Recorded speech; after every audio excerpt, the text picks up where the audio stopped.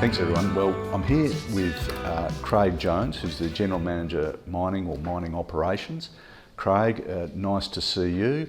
And can you perhaps just give us a brief overview of your role with Poseidon?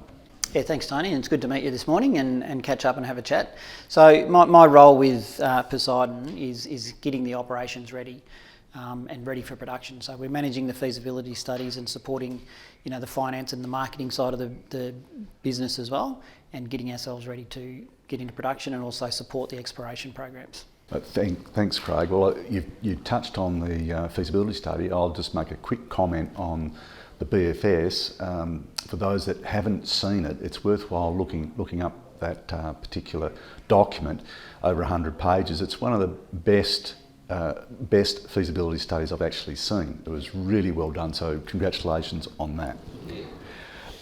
With regards to the pointing end, which is where we're getting to in the lead up to the end of the quarter, subject to the FID and the debt financing stuff coming through, how well placed are you to implement the refurbishment and progress with contracts that are essential to that process? Yeah, so part of the feasibility process is to get some documentation and support for the mill refurb, the mining contracts, the underground mining tracks, and go through those sorts of process to get a good understanding of the availability of people to support us doing that, and also what it's going to cost to do that. So we're in a position now, as we're getting closer with the finance and the offtake discussions, of getting to the point where we can finalise who's going to do that to support us as well. So they're ongoing discussions with multiple parties, and it's a very buoyant industry at the moment of how operations and other companies are progressing. So we're trying to stay in touch with who can support us in doing that. So getting very, very close, and once we get to an FID decision, as the feasibility project supports, there's about a 12-month refurb on the mill. So between getting the mill starting to refurb, then we've got a period of time before we can start the mining. In that period of time, which is basically from now through to the end of June, what sort of things are you quietly working away on? There's a few little capital projects that we need to do prior to the restart. So there's, if you read through the feasibility, there's a couple of ventilation rises and development work to do to get us essentially into ore development on the underground side of things.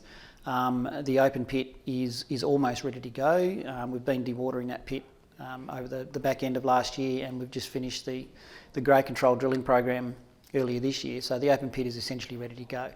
Obviously, there's some support services, with fuel, other requirements on site, offices to upgrade, just to make sure that we're ready to go for the mining crews to turn up on site.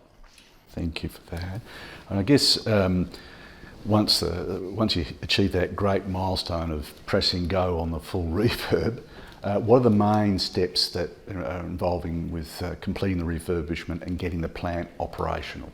So it's a matter of, we've had GRs who've done the quotation for us, or the understanding. So they've crawled over the plant numerous times to have a really good look at it.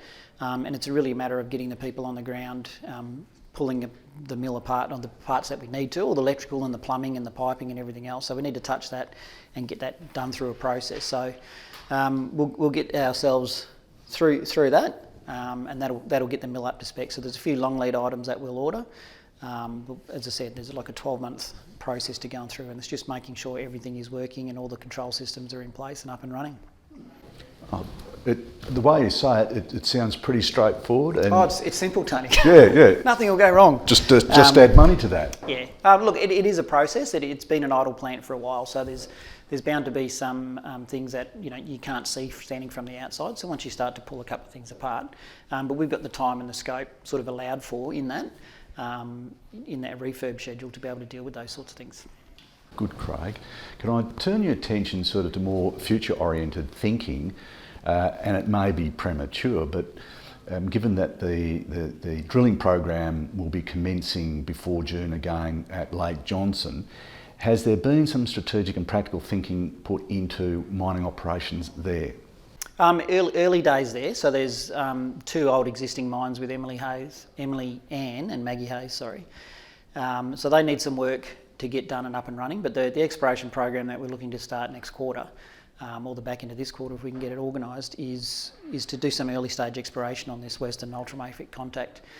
So that's a good indicator of some additional resources that we can find, but the focus has been really on Black Swan to get it ready to go, and then we can shift our focus, or I can shift my focus once the programs are underway at Black Swan, to start looking at Lake Johnson as the next cab off the rank. Craig, thanks for that. That's probably the end of my question. So while I'm wrapping up, I'll give you an opportunity to come up with some final comments. But it's good to see that the way that you're doing things as it ought to be, it's very methodical, which is in tune with how Peter runs the company. So it fills one with significant confidence levels. Can you perhaps just give us a final comment about mining operations?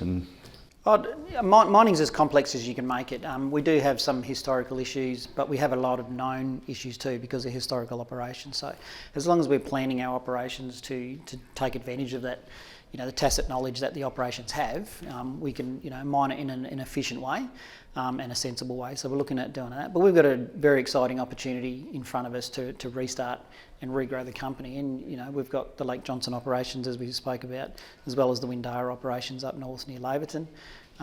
But the main base load for us is going to be the Black Swan to get us back into production as well. So very exciting times we've got to recruit all the technical teams and the mining support and everything else, and we'll get it up and running. So exciting times ahead.